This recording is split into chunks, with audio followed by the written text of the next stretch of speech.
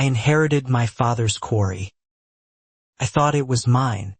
Then one morning, 6,000 tons of debris buried it whole. The HOA president smiled and called it community improvement. I stood on rubble that used to be my life's work. 6 months later, I wasn't the one who lost everything. Because she forgot one thing. Quarries keep records of everything dumped. What I found in those way tickets would end her. By the time I was done, I owned 6 million reasons to smile. My name is Grant Ellison, 38 years old, and I run Ellison Stone and Gravel on the edge of Sterling Oaks, North Carolina. My father built this quarry from nothing back in 1987, hauling limestone by hand before he could afford a single excavator. I grew up on this land, learned to read rock layers before I learned algebra, and when he passed 3 years ago, the quarry became mine, debt, dust, and all. Life was steady, if not glamorous. I had 11 employees who depended on me, a modest house I was still paying off, and a quiet routine of crushing stone, filling orders, and avoiding the gated community next door whenever possible. Sterling Oaks Estates had sprung up around my quarry a decade back, and its residents treated my business like an eyesore they'd inherited, not a neighbor they'd chosen to have. Marlene Cutler ran Sterling Oaks like her personal kingdom. She'd been HOA president for 9 years, and in that time she'd fined homeowners for the wrong shade of mailbox and organized a petition against a neighbor's wind chimes. My quarry, sitting just past the tree line, was her favorite target. She called it a blight on property values in every newsletter she wrote. The complaints started small. Dust on car windshields. Truck noise before 8 a.m. Each time, I adjusted where I could, added a water sprayer system, shifted my delivery schedule. Marlene never acknowledged the changes. She just found something new to complain about, always ending her emails with the same phrase, "This community deserves better than what you're doing to." I later learned her husband, Doug, had a brother named Curtis Vance, a regional developer who'd been eyeing my 60 acres for 2 years. Curtis wanted to build luxury townhomes where my quarry sat, and Marlene had promised him she'd find a way to make that happen. At the time, I only knew Curtis as a stranger who'd once offered to buy my land for far less than it was worth. I turned him down flat. Near the north ridge of that quarry, I wasn't selling memories for a lowball offer. Curtis shrugged it off, smiled thinly, and said something I brushed aside as a joke. There's more than one way to make land worthless. I didn't understand until much later how literally he meant it. Marlene escalated her tactics that spring. She lobbied the county zoning board to reclassify part of my property as environmentally sensitive, a designation that would have crippled my operating permits. Failed, but barely, and only because my lawyer, a sharp woman named Priya Anand, found a procedural error in Marlene's paperwork. Marlene never forgave the loss. Around the same time, Sterling Oaks began a massive renovation project, repaving every road, redoing drainage, tearing out a decade of cracked sidewalks. It was going to generate an enormous volume of construction debris, and legally, all of it was supposed to go to the county landfill 40 miles away, at a disposal cost the HOA budget hadn't fully accounted for. I remember Marlene mentioning the renovation at a community meeting I attended only because Priya insisted I show my face publicly. She stood at the podium, radiant with self-importance, promising residents the project would be seamless, efficient, and cost nothing extra out of pocket. Looking back, that promise should have worried me more than it did. The HOA board treasurer, a quiet man named Walter Higgs, sat near the back that night looking uneasy. I didn't know him well then, just a retired accountant who kept mostly to himself. He caught my eye once during Marlene's speech and gave a small, almost apologetic shake of his head, like he already saw something coming that the rest of us couldn't. 2 weeks later, survey stakes appeared along the disputed boundary line between my quarry and Sterling Oaks, a line that had been legally settled back in 2015 after my father sued the original developer. Marlene claimed the county needed to re-verify the boundary for the renovation project. I should have called Priya that same day. Instead, I let it go. My foreman, Ricky Delgado, noticed unfamiliar trucks scouting the back roads near the quarries and used Southern Pit, the section we'd stopped mining years ago, now just an open scar of earth. Ricky joked they were probably lost tourists. Neither of us guessed they were mapping out exactly where 6,000 tons of debris could be unloaded without anyone noticing right away. Marlene requested a neighborly meeting that June, sitting across from me in my own office with a folder of complaints thick enough to double as a doorstop. She spoke sweetly about cooperation and community harmony, but her eyes kept drifting to the old survey stakes visible through my window. I remember thinking she looked less like a neighbor and more like an appraiser. Before she left, she asked an odd question, whether the Southern Pit was still actively monitored or just sitting empty. I answered honestly, it hadn't been touched in 6 years. No cameras, no fencing, just an old access road my father used decades ago. Marlene smiled and thanked me for being so transparent. I didn't think anything of it at the time. That night, Priya called with unrelated news. The county had quietly approved Sterling Oaks renovation permits faster than usual, with a demolition contractor named Branholt Excavation listed as the debris hauler. Priya mentioned, almost in passing, that Branholt had a reputation for cutting corners on disposal fees. I filed it away as gossip, not a warning. By the end of that week, Marlene sent the whole neighborhood a glowing update. Renovation work would begin within days, and she assured everyone waste management logistics had already been handled responsibly. She used the phrase twice in one paragraph, like she was rehearsing it. I had no idea those logistics involved my own land as the final destination. The first trucks arrived on a Tuesday before sunrise. Ricky called me at 5:40, his voice tight with confusion, saying unmarked dump trucks were rolling down our old Southern Access Road. I told him to stop them, but by the time I got there myself, for trucks had already unloaded broken concrete and asphalt chunks across nearly an acre of the pit. I confronted the lead driver, a tired man named Hector who barely made eye contact.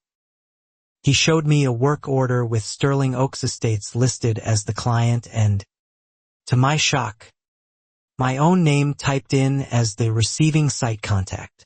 I'd never signed anything. Hector shrugged and said his dispatcher, working for Branholt Excavation, had assured him everything was authorized. I called Marlene immediately. She answered cheerfully, like she'd been expecting me, and explained that the county had temporarily designated my Southern Pit as an approved fill site during the renovation, citing some obscure environmental provision about erosion control. I told her that was absurd. Nobody designates private property without the owner's consent. She simply said, "Check your mailbox." In my mailbox sat a single-page document, dated 3 weeks earlier, with a signature at the bottom that looked eerily like mine but wasn't. It granted temporary dumping rights to Sterling Oaks Estates for construction debris disposal. I stared at that forged signature for a long time, feeling something colder than anger settle into my chest. This wasn't carelessness. It was calculated. Priya took one look at the document and confirmed what I already suspected. Notarization was missing. The county recorder had no matching filing, and the paper itself used a font my own printer didn't even have. "This wouldn't survive 5 minutes in court," she said. But surviving in court wasn't the immediate problem. The dumping had already started, and it wasn't stopping. Over the next 3 days, more trucks came. Marlene's crew worked fast, clearly racing to unload as much as possible before anyone could formally intervene. I filmed everything I could from a distance, timestamps and license plates included, while Ricky kept a manual log of every truck that rolled down that access road. Neither of us said it aloud, but we both smelled a trap closing. I filed an emergency complaint with the county zoning office, only to be told that because the disputed boundary survey was technically under review, any enforcement action would be delayed until the county resolved it. I realized then why Marlene had pushed those survey stakes weeks earlier. She'd engineered a bureaucratic gap wide enough to drive 6,000 tons of debris straight through it. Curtis Vance showed up on day 4, walking the edge of the debris pile with a clipboard like he owned the place already. He introduced himself as just an interested party in the renovation project, but I recognized him instantly as the developer who'd tried buying my land. Watching him survey my ruined pit with something close to satisfaction told me everything about his real interest. I tried appealing directly to the HOA board, hoping reasonable members might override Marlene. Walter Higgs, the treasurer, met me quietly in a diner parking lot instead of his own office, looking nervous. He admitted the board had never formally voted on using my property. Marlene had pushed the decision through an emergency executive action, a power she rarely used and never explained. Walter handed me a folder before driving off, telling me only, "Look at the disposal budget line, not the renovation budget." I didn't understand what he meant until I got home and compared numbers against public HOA financial disclosures. The renovation's official disposal cost was listed at nearly $0, an impossible figure for a project generating 6,000 tons of debris. That night, Ricky and I walked the pit with flashlights, cataloging the debris types: broken concrete, torn asphalt, rusted rebar, and disturbingly, sealed drums with faded hazard labels partially scraped off. My stomach dropped. Anymore. Someone was using my quarry as a dumping ground for something they didn't want the landfill inspecting closely. I photographed every drum I could find before Ricky insisted we stop, worried about what might be inside them. We bagged soil samples from beneath 2 leaking containers and drove them myself to an independent lab 2 counties over, paying cash so there'd be no paper trail Marlene's people could trace back and interfere with before results came in. Marlene, meanwhile, sent the neighborhood another glowing newsletter, praising the renovations ahead of schedule progress and thanking residents for their patience. She never mentioned where the debris was actually going. Several neighbors later told me they simply assumed it was hauled to the county landfill like always. Nobody imagined their HOA president was quietly burying it in someone else's backyard. I confronted Marlene one more time, this time recording the conversation openly on my phone, which I told her about beforehand. She barely flinched, insisting everything was handled through proper channels, and that I should be grateful the HOA was revitalizing shared community infrastructure. When I mentioned the drums, her expression flickered, just for a second, before she recovered her composure completely. That flicker told me more than any document could have. Whatever confidence she projected publicly, something about those drums genuinely unsettled her too. I began to wonder if even Marlene didn't fully control what Branholt Excavation had actually dumped on my land, or whether she'd simply been too focused on burying my quarry to ask what exactly she was burying it with. Priya filed for an emergency injunction to halt further dumping while the boundary dispute and forged document were investigated. The judge granted a temporary restraining order within 48 hours, not because the system moved fast, but because Priya framed the hazardous drums as an imminent environmental danger, a claim serious enough to force quick judicial attention regardless of the ongoing zoning technicalities. The trucks stopped the day the restraining order arrived. By then, roughly 6,000 tons of debris sat across 4 acres of my southern pit, according to Ricky's tally sheets. Marlene's team had worked with an efficiency that, in hindsight, felt less like a renovation project and more like a carefully rehearsed operation designed to finish before anyone could legally stop it. The lab results came back 9 days later, and they were worse than I feared. Several soil samples showed elevated levels of heavy metals and traces of industrial solvents, contamination consistent with illegally dumped construction and demolition waste from commercial demolition sites, not typical residential renovation debris. Whatever Branholt Excavation had really been hauling, it hadn't just come from Sterling Oaks. I brought the results to Priya, who immediately looped in the State Department of Environmental Quality. An investigator named Sonia Alvarez took the case seriously from the first phone call, telling me bluntly that illegal dumping cases involving contaminated demolition waste carried steep federal penalties, sometimes millions of dollars, depending on volume, toxicity, and whether the dumping was proven intentional. Sonia's team scheduled a formal site inspection, but bureaucracy meant it would take 3 weeks to get technicians out.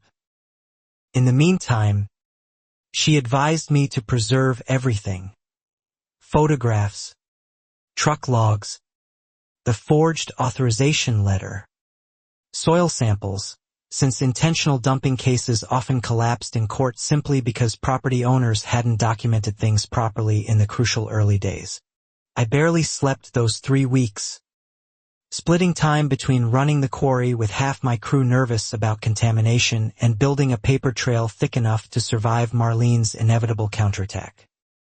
Ricky, to his credit, never once suggested walking away, even when 2 of our regular gravel clients quietly paused orders after hearing rumors about chemical waste on our property. Marlene struck back before Sonia's team ever arrived. The HOA issued me a formal cease and desist letter, absurdly claiming my quarry's stormwater runoff had contaminated Sterling Oaks' new drainage system, the same system her renovation project had just installed.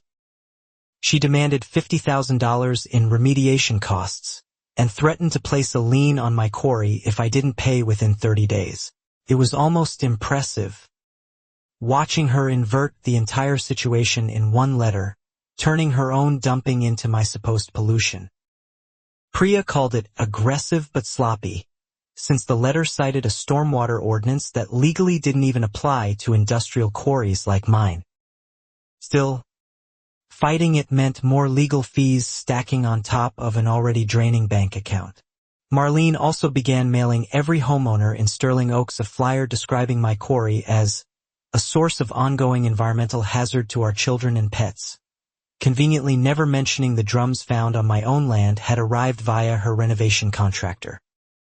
Several neighbors, people I'd nodded to for years at the gas station, started avoiding eye contact whenever I passed them now. One neighbor, An older man named Frank Ostrowski pulled me aside outside the hardware store and admitted he didn't believe Marlene's story. He'd lived in Sterling Oaks since before it had proper streetlights and remembered Marlene pushing through at least 2 other shady emergency HOA decisions over the years. He offered to testify to that pattern if it ever came to it. Frank's quiet support meant more than he probably realized. Up until then, it had felt like Marlene's version of events was the only one the neighborhood wanted to hear. Knowing at least one longtime resident saw through her performance gave me something I badly needed just then. Proof I wasn't imagining the manipulation, or losing my grip on what was actually true. My business took a harder hit than I expected. A county contractor I'd supplied gravel to for 6 years called to pause our contract until the environmental situation was resolved, worried about liability if my quarry turned out to be an official contamination site. That contract alone represented nearly 1/3 of my annual revenue, and losing it, even temporarily, hurt badly. I laid off 2 part-time workers that month, something I'd never had to do under my father's ownership, even during the recession years. Telling them felt like confirming Marlene's flyers were working exactly as designed, not just damaging my reputation, but slowly starving the business itself until I either folded quietly or sold the land to whoever was circling it. Curtis Vance resurfaced with a new offer, delivered through a real estate attorney rather than himself this time, for slightly more than his original lowball number but still far under fair market value.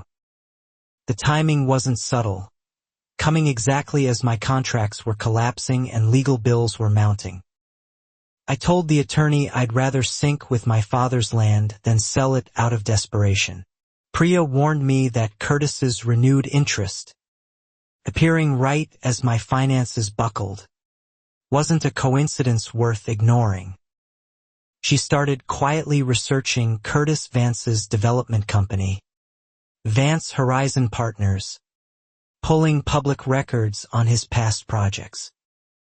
What she found wasn't damning yet, but it was suggestive, a pattern of buying distressed land cheap after nearby HOA disputes conveniently tanked property values first.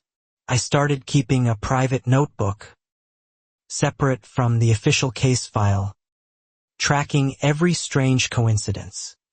The timing of Curtis's offers, the convenient boundary survey, Marlene's oddly specific knowledge about my unmonitored southern pit. None of it was proof yet, but laid out together, it read less like bad luck and more like a plan that had been assembled long before those trucks ever arrived. The next HOA meeting turned into a spectacle. Marlene stood before nearly 200 residents and framed the entire dispute as an irresponsible quarry owner endangering our community, conveniently omitting any mention of forged authorization letters or hazardous drums. Several residents applauded her speech.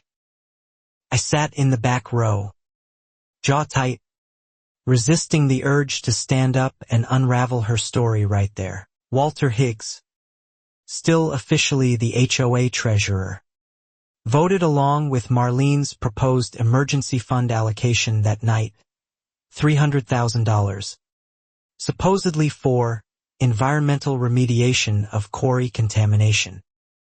I later learned he'd voted yes only because abstaining would have drawn suspicion. He was already quietly documenting where that money actually went, waiting for the right moment to expose it. After the meeting, a young mother named Elena Cho approached me in the parking lot, apologizing for not speaking up despite doubting Marlene's story. Her husband worked construction and had mentioned Branholt Excavation's reputation for creative disposal solutions on other jobs. She promised to ask him for anything useful, becoming, without either of us realizing it yet, an important thread in unraveling the scheme. Elena's husband, Tomas, agreed to talk with Priya off the record. He described overhearing Branholt's dispatcher joke about dumping it on the quarry guy weeks before the trucks ever arrived, meaning the plan to target my property specifically predated even the forged authorization letter. This wasn't opportunistic dumping. Someone had chosen my quarry deliberately, long before Marlene ever mentioned emergency designations. Priya subpoenaed Branholt's internal communications the moment we had enough grounds to justify it. The company resisted, delaying for weeks, which only strengthened Sonia Alvarez's suspicion that something worth hiding sat inside those records. Every delay tactic Marlene and her allies pulled seemed to backfire slowly, adding fuel to a case that was quietly growing far larger than 6,000 tons of debris. Sonia's environmental team finally conducted their site inspection, confirming contamination levels serious enough to classify my southern pit as a hazardous waste site pending further investigation. That classification came with immediate legal weight. Any party responsible for the dumping could face both civil liability and potential criminal charges under state environmental law, depending on what investigators proved about intent. The classification also meant I couldn't touch or move the debris myself without violating environmental protocols, effectively freezing an entire quarter of my quarry indefinitely. It was a strange, bitter kind of vindication, official confirmation that I'd been wronged, paired with the reality that my land was now legally unusable until the state finished untangling exactly who was responsible. Marlene, remarkably, spun even this development to her advantage publicly, telling residents the state classification proved my quarry had been contaminated all along, conveniently ignoring that the contamination timeline matched precisely with her renovation project's debris disposal. Her ability to reframe every new fact in her favor was, I had to admit, almost impressive in its shamelessness. Behind closed doors, though, cracks were forming. Sonia's investigators subpoenaed Sterling Oak's HOA financial records directly, bypassing Marlene entirely. Walter, still playing his careful long game, quietly ensured the records handed over were complete rather than curated, a small act of resistance that would matter enormously once investigators started comparing renovation budgets against actual disposal costs. I met Walter again, this time openly, since hiding our conversations no longer mattered once the state got involved. He confirmed what I'd suspected. The HOA's renovation budget had allocated nearly $400,000 for waste management services, paid entirely to a company called Holloway Logistics LLC. A name uncomfortably close to Marlene's own maiden name. Holloway. Priya traced Holloway Logistics LLC back through state business filings and found its registered agent was Doug Cutler, Marlene's husband.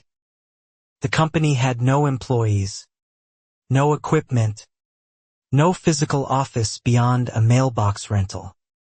It existed, as far as we could tell, purely to receive HOA disposal payments and funnel them somewhere else entirely, likely back into the Cutler household. This was the twist that finally made sense of everything. Marlene hadn't just dumped debris on my land to spite me or please Curtis Vance. She'd been quietly embezzling HOA renovation funds meant for legitimate disposal, using my quarry as a free, illegal dumping ground so she never had to actually pay for proper waste removal, pocketing the difference through her husband's shell company instead. Curtis Vance's interest in my land, turned out, was almost coincidental to Marlene's real scheme, though the two had clearly conspired once their goals aligned. Marlene needed somewhere free to dump debris. Curtis wanted my land devalued enough to force a distressed sale. Each fed the other's ambitions without either fully realizing how reckless the combined scheme had become. Sonia's team calculated that 6,000 tons of debris, properly disposed of at the county landfill, would have cost Sterling Oaks HOA roughly $380,000 in legitimate fees. Marlene had billed the HOA nearly the same amount through Holloway Logistics while paying almost nothing for the actual dumping, pocketing the vast majority as pure, undocumented profit. I sat with that number for a long time. $380,000 stolen from her own neighbors, on top of destroying a quarter of my quarry and my family's legacy, just so Marlene Cutler could quietly enrich herself while playing the righteous community protector in every newsletter she wrote. The audacity of it left me strangely calm, almost cold. Marlene, sensing investigators circling closer, shifted tactics again. She began telling select board members privately that I was exaggerating contamination claims to extort a settlement from the HOA, planting seeds of doubt before anyone could formally accuse her of anything. It was a preemptive character assassination, designed to make her eventual exposure look like my desperate counterattack instead. Frank Ostrowski warned me Marlene was recruiting board allies to push an emergency vote removing my quarry from any future zoning protections, effectively trying to rezone my land as unsuitable for industrial use while investigators were still working. If it passed, I could lose my operating license entirely, regardless of who was ultimately found responsible for the contamination. Priya moved fast, filing paperwork to formally intervene in any HOA zoning vote given the active state investigation, arguing it would be legally reckless for Sterling Oaks to rezone disputed property mid-investigation. The county planning office agreed, freezing any zoning changes until Sonia's team concluded their work. Another small, crucial delay that kept Marlene from finishing me off administratively. Around this time, Elena Cho's husband Tomas quietly resigned from Branholt Excavation, uncomfortable with what he now understood about where the debris had really gone and why. Before leaving, he copied internal dispatch logs onto a personal drive, dates, load counts, destination notes explicitly naming my quarry weeks before Marlene's supposed emergency designation ever existed on paper. Tomas handed those logs to Priya without asking for anything in return, saying only that he had a young daughter and didn't want her growing up thinking silence was ever the safer choice. Those dispatch logs became, according to Priya, the single most damaging piece of evidence in the entire case. Undeniable proof of premeditation stretching back over a month. My financial situation kept worsening despite the mounting evidence in my favor. Legal fees, lost contracts, and a quarter of my quarry sitting condemned and unusable meant I was 3 months from missing loan payments on equipment my father had financed years earlier. I started quietly researching what selling even a small parcel of unaffected land might look like, hating every second of it. Ricky noticed me running numbers late one night and refused to let me spiral alone. He reminded me, gently but firmly, that Marlene's entire strategy depended on me folding before the truth came out, that giving up now, after everything Tomas and Walter had risked to help, would hand her exactly the ending she'd been counting on since those first trucks arrived. I didn't sell anything. Priya negotiated a temporary loan against my future settlement claim with a local credit union willing to bet on the strength of our evidence, buying me just enough breathing room to keep the quarry's remaining operations running while the investigation continued building toward whatever resolution was coming. Sonia Alvarez's team formally referred the Holloway Logistics discovery to the County District Attorney's Economic Crimes Unit, elevating the case from an environmental violation into a potential fraud and embezzlement prosecution against Marlene and Doug Cutler personally. Separate from any civil liability the HOA itself might owe me for the contamination and destruction of my property. Walter Higgs, finally free to speak openly as a witness rather than a secret source, testified to the board's emergency vote irregularities, confirming Marlene had bypassed standard HOA governance repeatedly over 9 years whenever it suited her, using vague emergency executive action, language to push through decisions the full board never properly reviewed or approved. With the district attorney's office now involved, the case stopped being just my private nightmare and became something Sterling Oaks residents could no longer ignore or explain away. Neighbors who'd applauded Marlene's speech weeks earlier started asking uncomfortable questions at the next informal gathering, wondering aloud what else their trusted HOA president might have hidden from them over the years. For a few weeks, things went eerily quiet. The district attorney's office moved methodically, subpoenaing bank records and interviewing HOA board members one by one, while Marlene, oddly, stopped sending newsletters altogether. I almost missed the noise of her attacks. The silence felt less like peace and more like the pause before something larger was being assembled against me. I used the lull to finally walk the untouched northern section of the quarry with Ricky, the part where my father's ashes had been scattered years earlier. We didn't talk about lawsuits or Marlene once that whole afternoon, just cleared some overgrown brush and remembered small, ordinary things about him, his terrible coffee, his insistence on shaking every client's hand personally. Frank Ostrowski started stopping by more regularly, bringing coffee and neighborhood gossip that, for once, felt harmless.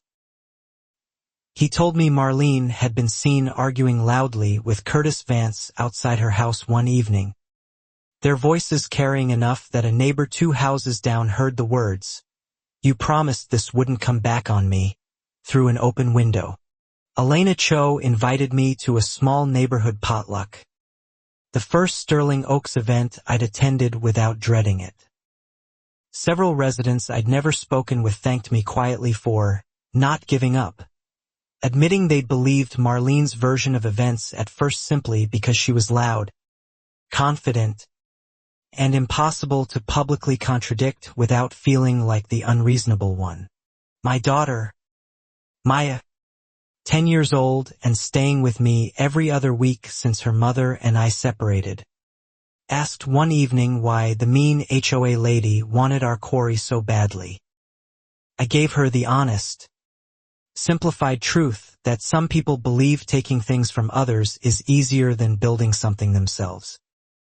She thought about that for a long moment, then nodded like it made sense. Priya used the quiet period to strengthen our civil case methodically, calculating damages that went far beyond simple debris removal costs, lost business contracts, permanent loss of use for the contaminated acreage, emotional distress, and punitive damages tied directly to the forged authorization document and proven premeditation revealed by Tomas's dispatch logs.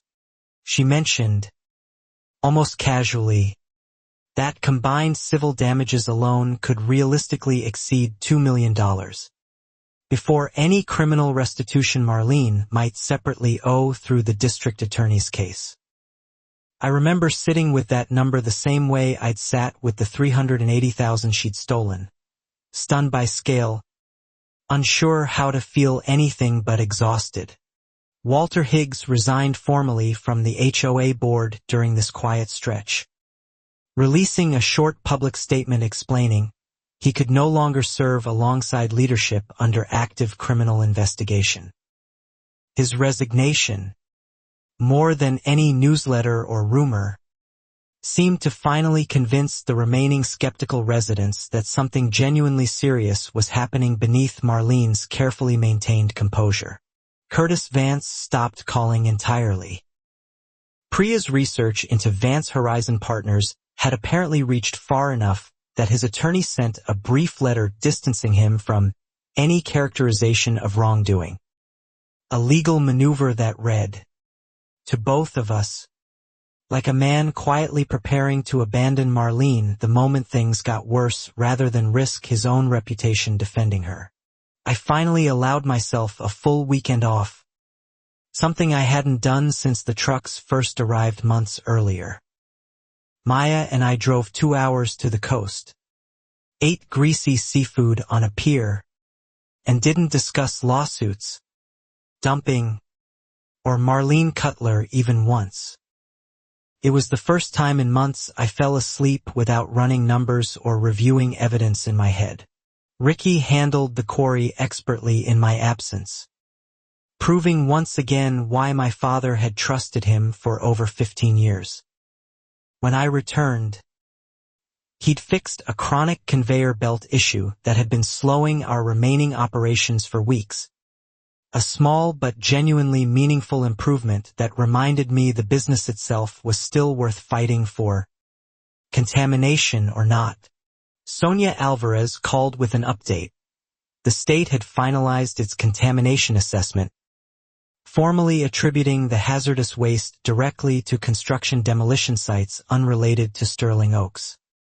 Actual renovation project, meaning Branholt Excavation had been illegally commingling debris from other clients into my quarry too, multiplying potential liability well beyond just Marlene's HOA scheme. This revelation meant Branholt Excavation itself now faced separate, substantial liability alongside Marlene and the HOA, since dumping unrelated commercial demolition waste onto my property without any authorization at all was its own distinct violation, regardless of whatever forged paperwork Marlene had used to justify the Sterling Oaks portion of the debris. Priya explained that Branholt's insurance carrier, facing mounting evidence of willful environmental violations, would likely settle rather than risk a public trial exposing the company's broader disposal practices to state regulators. For the first time since this began, our path toward meaningful compensation looked less like a hopeful theory and more like an approaching inevitability. The county district attorney formally filed criminal charges against Marlene and Doug Cutler 3 weeks later. Embezzlement, fraud, and conspiracy related to HOA Logistics LLC. The charges made local news for the first time. A short segment on the regional station that finally introduced Sterling Oaks' quiet scandal to people well beyond our small gated community and its immediate neighbors. Marlene's response was immediate and furious. She released a lengthy public statement calling the charges a politically motivated attack and insisting she'd always acted in the community's best interest. Language that felt increasingly detached from reality given everything Sonia Alvarez's investigation had already uncovered about the forged document and the shell company skimming HOA funds. She hired a well-known defense attorney from the state capitol, someone Priya recognized immediately as expensive and aggressive, known for dragging out cases until exhausted opposing parties settled for less than they deserved. It confirmed what we already suspected. Marlene wasn't planning to quietly accept responsibility, no matter how overwhelming the evidence against her had become. The regional news segment prompted several other homeowners associations in neighboring counties to reach out to Sonia's office, asking whether similar waste management logistics companies might be operating in their own communities. It was the first hint that Marlene's scheme with HOA Logistics might not have been an isolated invention, but something closer to a rehearsed pattern. Sonia's team began quietly cross-referencing HOA Logistics LLC against other HOA renovation contracts across the state, curious whether Doug Cutler's shell company had done business, legitimate or otherwise, with other communities before Sterling Oaks. What they found waiting in those records would eventually become one of the most damaging revelations of the entire case. Marlene, meanwhile, doubled down publicly, Appearing at a hastily organized community town hall, she'd arranged without official HOA sanction, insisting residents were being manipulated by an angry quarry owner and a corrupt investigator with a personal vendetta. Fewer than 30 people showed up, a fraction of the crowd that had once applauded her at official meetings months earlier. Frank Ostrowski attended that town hall specifically to challenge her publicly, standing up and asking, in front of everyone, why Holloway Logistics existed at all if not to funnel HOA funds through her own household. Marlene deflected with practiced ease, but several attendees later told me her composure had visibly cracked for the first time anyone could remember. Elena Cho received an anonymous letter at her home 2 days after the town hall, warning her to stop spreading lies about people who worked hard for this community, with no signature but unmistakably threatening undertones.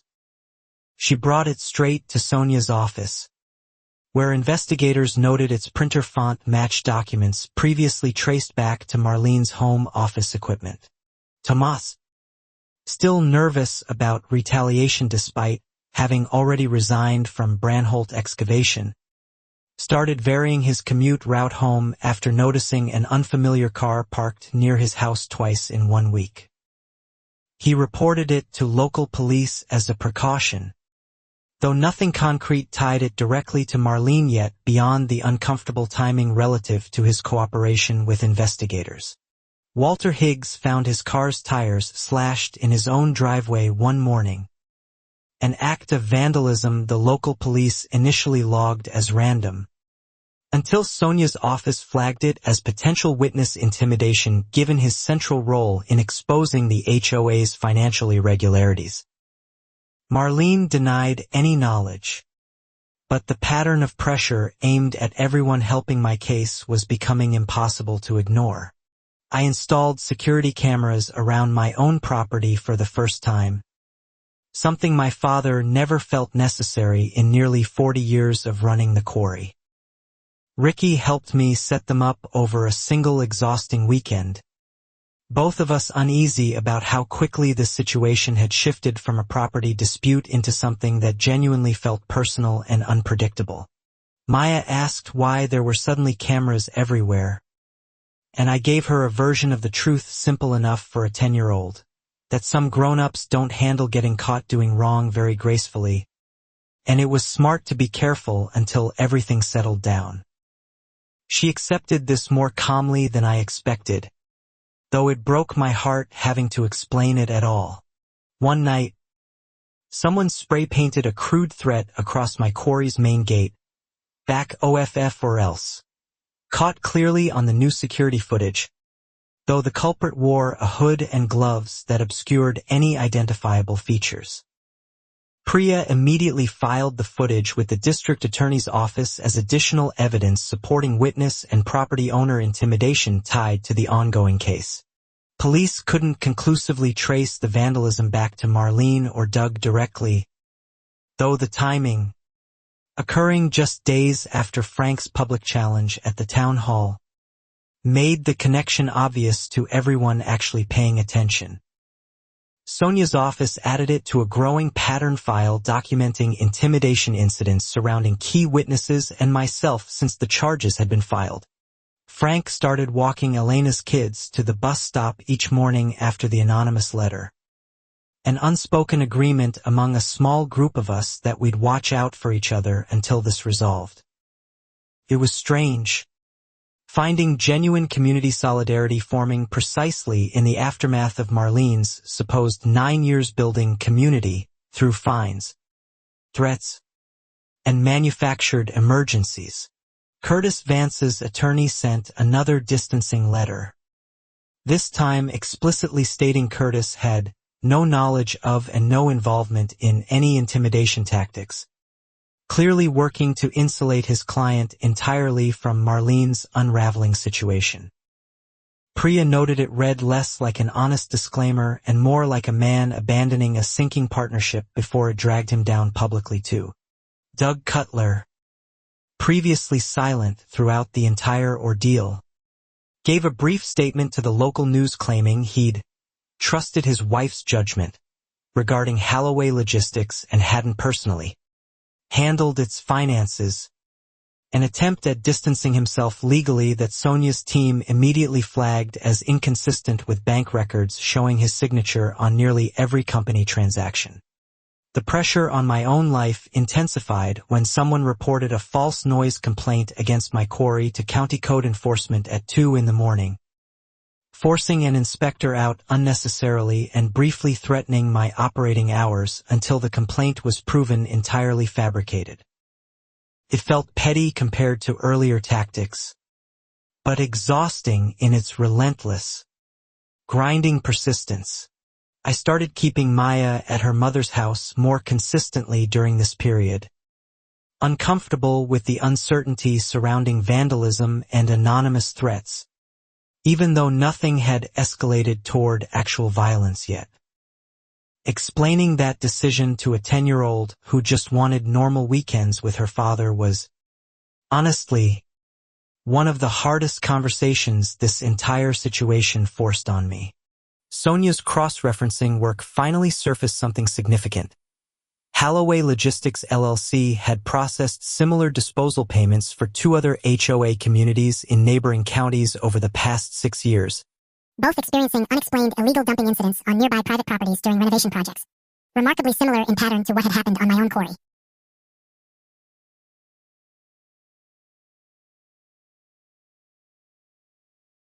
Both prior incidents had gone essentially unresolved, the affected property owners either lacking resources to fight back legally or accepting quiet, undervalued settlements just to make the problem disappear. Marlene Cutler, turned out, hadn't invented this scheme for Sterling Oaks specifically. She'd apparently rehearsed and refined it, quietly, at least twice before. One of the previous victims, an elderly farmer named Otis Brennan from a county 2 hours away, agreed to speak with Sonia's investigators once he learned he wasn't alone. He described accepting $11,000 years earlier for debris dumped across a portion of his cattle pasture, unaware at the time it represented a fraction of what HOA Logistics had actually billed for. Otis's account, corroborated by old bank records Sonia's team obtained through subpoena, transformed the case from a single localized scandal into something resembling a pattern of repeated, coordinated fraud spanning years and multiple communities, vastly increasing both the criminal severity Marlene faced and the civil restitution she and Doug now potentially owed across all affected victims. Priya explained that discovering prior victims strengthened my own civil case enormously, since proving an established pattern of intentional fraud made it far harder for Marlene's expensive defense attorney to argue any of this was accidental oversight or miscommunication. Premeditation, repeated across years, was now essentially undeniable in front of any judge or jury. Maya's mother, Danielle, called me directly for the first time in months, having seen a regional news update about the expanding case. She admitted she'd underestimated how serious this had become and offered, without me even asking, to keep Maya a little longer if things got more intense before resolution. A small kindness that genuinely surprised me given our usually strained co-parenting communication. Marlene's defense attorney attempted a procedural motion arguing the prior victim's testimony was inadmissible, claiming it constituted unfairly prejudicial character evidence rather than relevant pattern proof. The judge disagreed firmly, ruling that demonstrated repetition across multiple jurisdictions went directly toward establishing intent, a crucial element prosecutors needed to prove for the fraud and conspiracy charges. I watched that ruling get reported briefly on the local evening news, feeling something shift inside me that I hadn't expected. Not triumph exactly, but a kind of grim validation. Marlene had spent years positioning herself as the community's fierce protector, while quietly running an operation designed to enrich herself at the direct expense of people who trusted her leadership. Frank Ostrowski told me the remaining loyal residents at Sterling Oaks had finally organized a formal petition demanding Marlene's immediate removal from any HOA leadership position, regardless of the ongoing criminal proceedings. Over 200 signatures gathered within a single week. A stunning reversal from the crowd that had applauded her speech attacking me just months earlier. The HOA's remaining board members, spooked by mounting legal exposure and Walter's earlier resignation, scheduled an emergency special meeting to formally vote on removing Marlene as president, something the association's bylaws technically allowed given documented conduct detrimental to the association, a clause Marlene herself had once weaponized against ordinary homeowners over trivial mailbox violations. Marlene tried desperately to delay the vote, claiming procedural irregularities in how the meeting had been called, the same kind of technical objection she'd used successfully against others for years.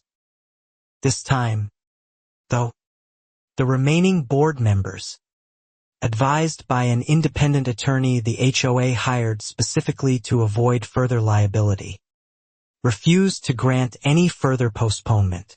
The special meeting drew nearly the entire community, filling the clubhouse beyond its official capacity, forcing several residents to stand along the walls just to witness what everyone understood was Marlene Cutler's public reckoning after 9 years of unchecked authority within Sterling Oaks Estates and, apparently, considerably beyond its gates as well. Marlene arrived polished and composed as always, delivering a final impassioned speech insisting her life's work protecting this community was being unfairly destroyed by outside forces who misunderstood her intentions. For the first time, though, her words landed on a room largely unmoved, faces set with the particular quiet fury of people who finally understood exactly what had been done to them. Frank stood again during public comment, calmly listing the total documented financial impact across all 3 known Holloway logistics victims, including my own Quarry, letting the raw numbers speak louder than any accusation could. The room stayed silent through his entire recitation, the kind of silence that felt heavier than any applause Marlene had ever received. The board voted unanimously, 7-0, removing Marlene Cutler from the HOA presidency effective immediately, along with a formal resolution barring her from holding any future leadership position within Sterling Oaks Estates. Several residents applauded this time, a stark, almost uncomfortable reversal of the standing ovation she'd received at that earlier meeting months before. Marlene left the clubhouse that night through a side exit, avoiding the small crowd still lingering outside, her usual polished confidence visibly gone for the first time since any of this began. I wasn't there to see it myself, but Frank described her expression afterward as someone who'd finally realized applause could disappear just as quickly as it had once arrived. With Marlene formally removed from leadership, the HOA's new interim board, guided by Walter's returning expertise as an unofficial advisor, cooperated fully and transparently with both Sonia's environmental investigation and the district attorney's criminal case, releasing every remaining financial record investigators requested without the delays Marlene had previously engineered at every turn. Doug Cutler, facing mounting personal legal exposure separate from his wife's now, quietly retained his own defense attorney, a move Priya noted often signaled spouses preparing to distance themselves legally from each other rather than present a unified defense, a detail suggesting the Cutler marriage itself might not survive whatever came next in this unraveling situation. Curtis Vance's development company formally withdrew any remaining interest in my property, his attorney sending a final brief letter stating Vance Horizon Partners had no further business connection to Sterling Oaks Estates or myself. Whatever partnership had existed between Curtis and Marlene, it had clearly collapsed entirely once real legal and financial consequences became unavoidable. I felt, for the first time in months, something resembling forward momentum instead of just survival. The debris still sat contaminated across a quarter of my quarry. My finances remained strained, and criminal proceedings against Marlene were still unfolding slowly. But the balance of power, so decisively hers when those trucks first arrived, had shifted unmistakably in the other direction now. Sonia's office finalized its complete environmental damage assessment, formally calculating remediation costs for my contaminated quarry acreage at just over $1.1 million, covering soil removal, groundwater testing, and long-term monitoring required before that section of land could ever safely return to productive use for gravel or stone extraction again. Priya combined that remediation figure with lost business damages, punitive damages tied to proven premeditation, and additional compensation for the intimidation campaign targeting witnesses and myself, arriving at a total civil claim exceeding $4.2 million against the HOA, Branholt Excavation, and Marlene and Doug Cutler personally, depending on how liability ultimately divided among them.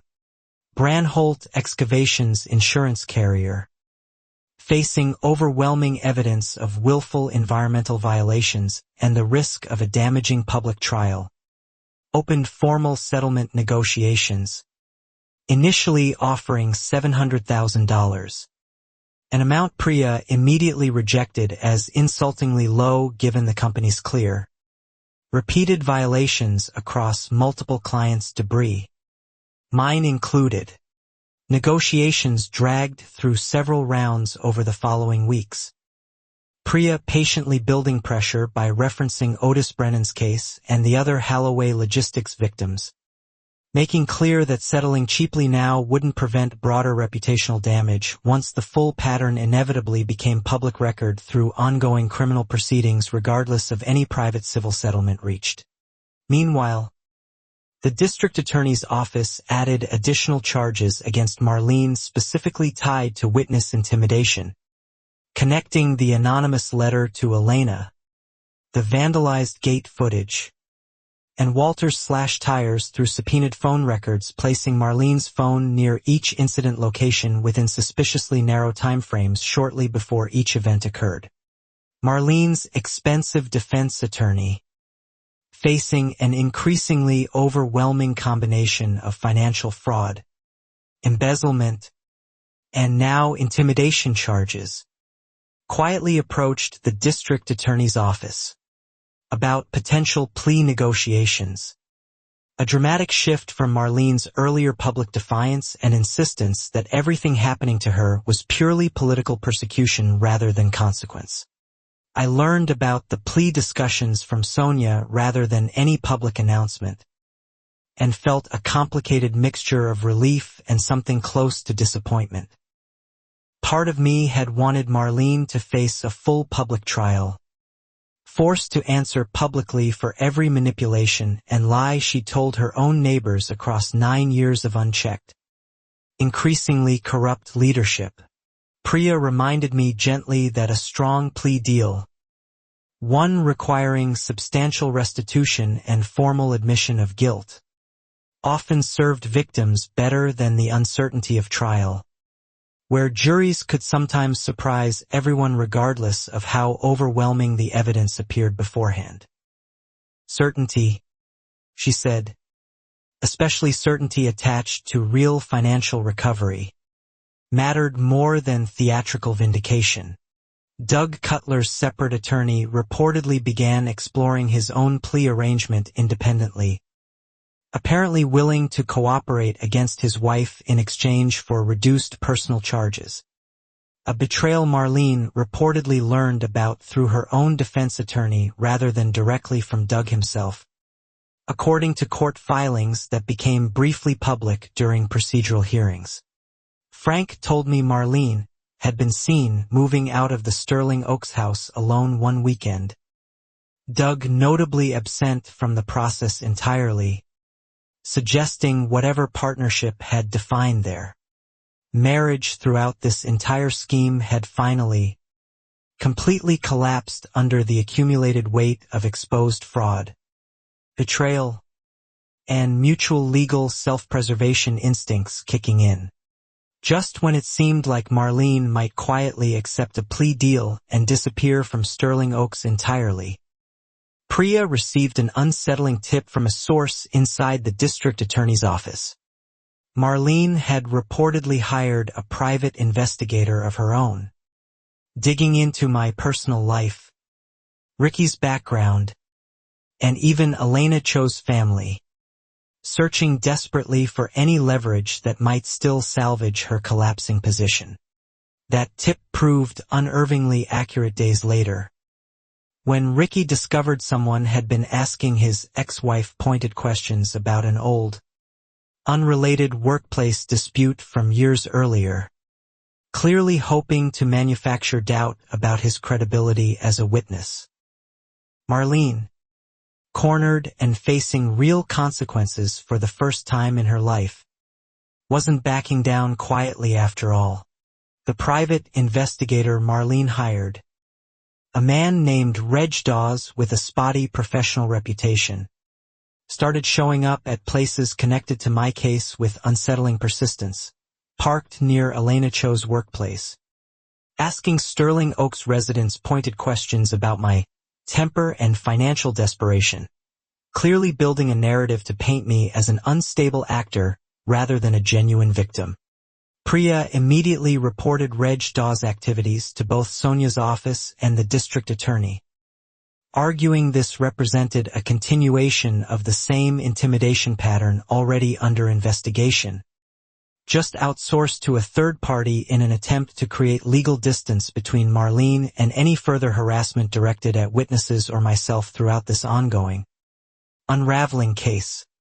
Reg Dawes, confronted directly by police after Elena filed a formal complaint about his persistent presence near her workplace, admitted under limited questioning that Marlene had hired him specifically to find something usable against key witnesses, though he stopped short of explicitly detailing what usable meant, citing client confidentiality even as his own legal exposure grew visibly larger. Sonia's office added this new harassment campaign to Marlene's mounting charges, effectively ending any remaining possibility of a lenient plea deal that had briefly seemed likely just weeks earlier. The district attorney's office signaled publicly they now intended to pursue the maximum available sentencing, given Marlene's continued pattern of intimidation even after facing formal criminal charges. I found out later that Reg Dawes had also quietly investigated my ex-wife Danielle, apparently hoping to find custody disputes or personal conflict he could twist into evidence of instability. Danielle, furious when she learned about this invasive digging into our private co-parenting situation, called Priya directly, offering to testify about Marlene's harassment campaign if it would help. Maya, thankfully, remained unaware of most of this escalating tension, though she noticed I seemed more tired and distracted during our weekends together. I tried harder than ever to keep our time normal, cooking her favorite pasta, watching bad monster movies, pretending for a few hours each week that our lives weren't tangled in someone else's desperate, unraveling scheme. Priya discovered, through routine financial monitoring tied to the ongoing case, that Marlene had recently attempted transferring several assets, including a vacation property in the mountains, into her sister's name, An obvious attempt to shield wealth from the substantial restitution and civil damages everyone now expected her to eventually owe across multiple victims and jurisdictions. The district attorney's office moved quickly to freeze Marlene's remaining assets through an emergency court order, arguing the attempted transfer demonstrated clear intent to evade financial accountability. A request the judge granted almost immediately given the overwhelming documentation already establishing Marlene's pattern of calculated, self-serving decision-making throughout this entire scandal. Marlene's sister, apparently unaware of the full scope of criminal charges when she initially agreed to the property transfer, quickly distanced herself once contacted directly by investigators, reversing the transfer voluntarily and providing a statement confirming Marlene had specifically asked her to hold onto this for a while, just in case things get complicated legally. That statement became another damaging piece of evidence, explicitly proving Marlene understood the severity of her legal exposure well before any formal asset freeze, undermining any future argument her defense attorney might attempt regarding her genuine belief in her own innocence throughout this unfolding, increasingly indefensible situation across every front simultaneously. Doug Cutler, cooperating increasingly with prosecutors in exchange for reduced personal charges, provided investigators with additional financial records revealing yet another dimension to the scheme. Nearly $90,000 funneled through HOA logistics specifically to cover Marlene's personal credit card debts, entirely unrelated to any legitimate HOA business whatsoever. This revelation transformed public perception even further, since it proved Marlene hadn't simply mismanaged HOA funds through poor judgment or misguided cost-cutting. She'd deliberately, repeatedly stolen directly from her neighbors' collective resources to fund her own personal lifestyle, all while publicly positioning herself as Sterling Oak's most devoted, self-sacrificing community protector.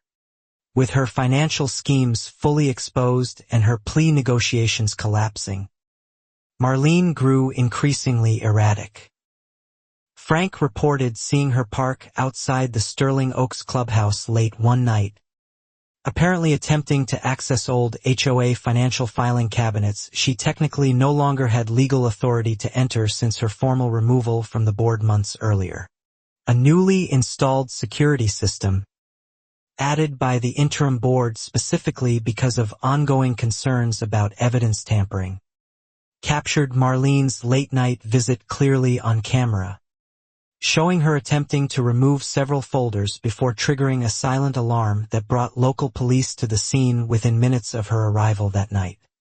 Marlene claimed she'd simply forgotten personal belongings still stored in her old office space, but investigators found the folders she'd been reaching for contained original renovation contracts and disposal invoices directly relevant to both the criminal case and my ongoing civil suit.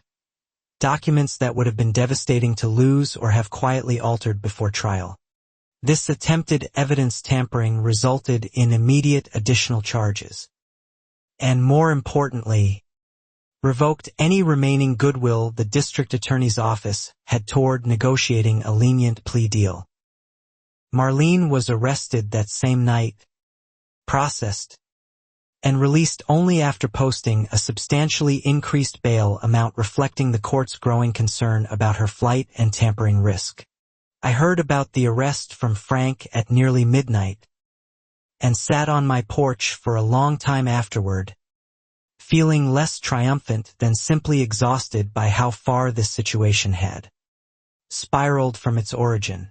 6,000 tons of debris dumped illegally on my land had somehow unraveled into fraud, embezzlement, harassment, and now attempted evidence tampering.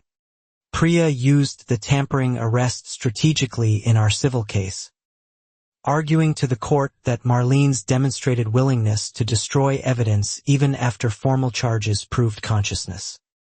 of guilt severe enough to justify aggressive punitive damages beyond simple compensatory figures already calculated for remediation and lost business income across the entire ordeal.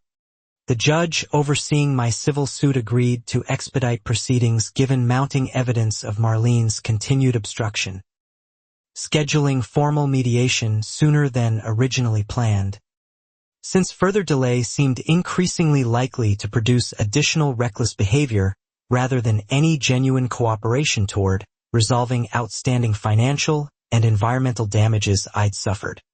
Reg Dawes, facing his own mounting legal exposure for harassment, agreed to cooperate with investigators rather than protect Marlene further, revealing she'd specifically instructed him to look for anything that makes Grant Ellison look unstable, violent, or financially desperate enough to have dumped that stuff himself for an insurance scheme. An accusation so absurd it briefly stunned even seasoned investigators. That revelation, Marlene's attempt to frame me as somehow responsible for contaminating my own quarry for insurance fraud, represented perhaps her most desperate and transparently self-serving lie yet, completely ignoring the forged authorization document, dispatch logs, and shell company evidence already firmly establishing exactly who orchestrated this entire scheme from the very beginning. Priya couldn't help but laugh. Briefly, reading Reg Dawes' statement aloud in her office, not because any of this was genuinely funny, but because Marlene's increasingly frantic attempts to reverse blame revealed just how completely her carefully constructed public image had collapsed, leaving nothing but raw, uncalculated desperation behind it now.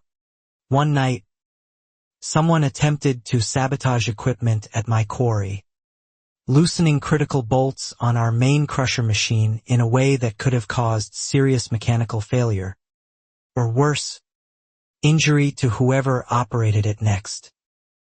Ricky caught the tampering during routine morning inspection, thankfully before anyone started the machinery that day. Police couldn't immediately trace the sabotage directly to Marlene, though the timing, occurring just days after Reg Dawes' cooperation with investigators became public knowledge, suggested someone connected to her situation was growing increasingly reckless and dangerous, willing now to risk actual physical harm rather than simply financial or reputational consequences alone.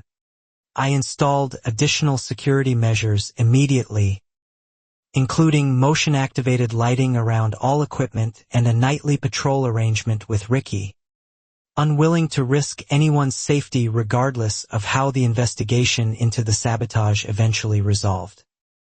Maya's weekends with me paused entirely during this period, a decision that hurt but felt undeniably necessary given the circumstances.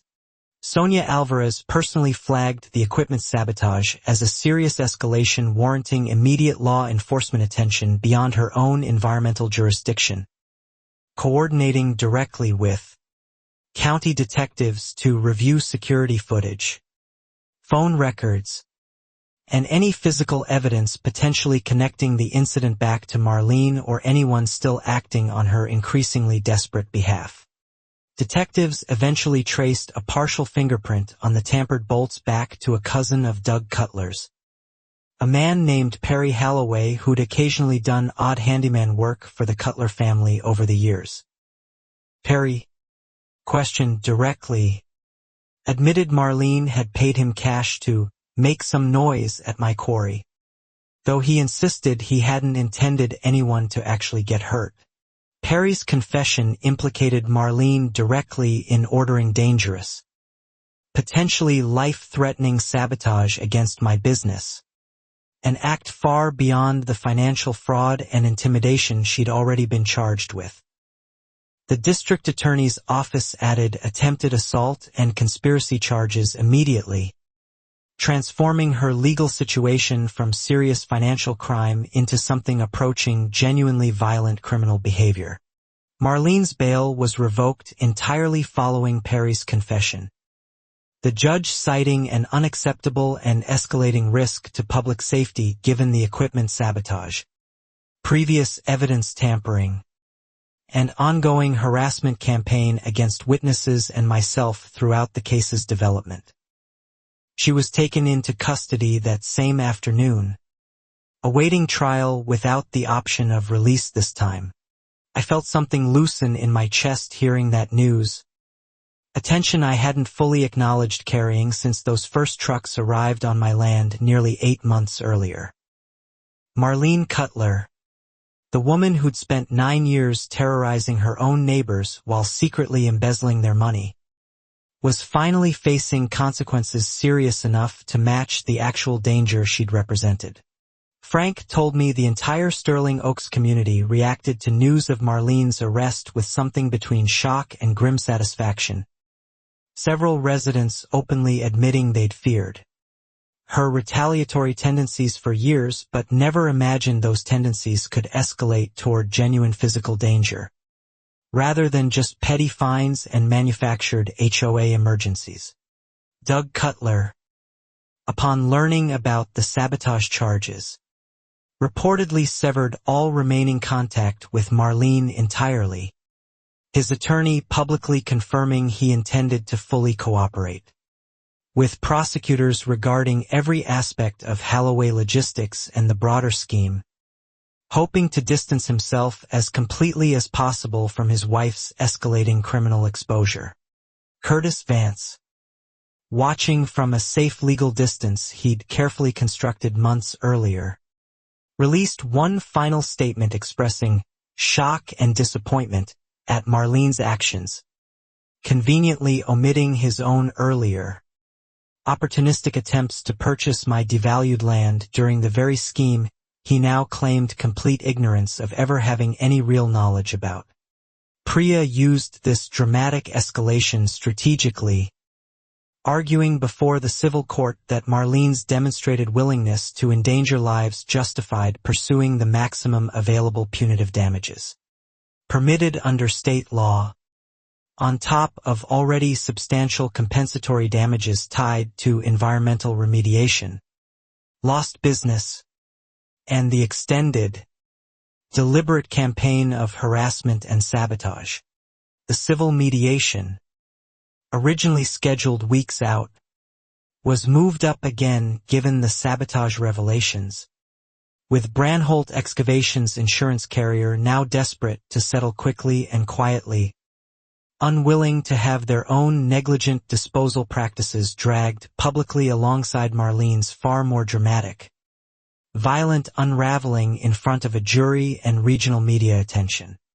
I sat across from Branholt's insurance representatives during preliminary settlement talks, watching them visibly recalculate their position as Priya methodically laid out the full timeline: contamination, forged documents, embezzlement, intimidation, evidence tampering, and finally attempted sabotage endangering lives, all traceable back to debris their company had illegally dumped on my property in the first place.